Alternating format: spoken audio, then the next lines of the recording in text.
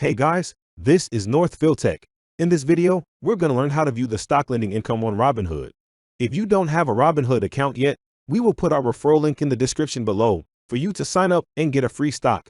We will also put links in the description below for similar stock trading apps for you to sign up. To start, open the website, then click on the login button. Next, enter your email and password. Then click on login. Once you're logged in, you will see several options at the upper right of the page. Click on the account button. Under the account button, you will then see more options. Click on the stock lending option.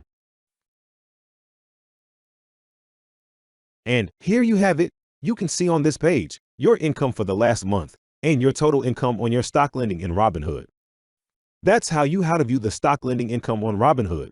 Thank you so much guys for watching, and if you have not yet subscribed to our YouTube channel, please subscribe to our YouTube channel as we create tech videos related to financial apps almost every day.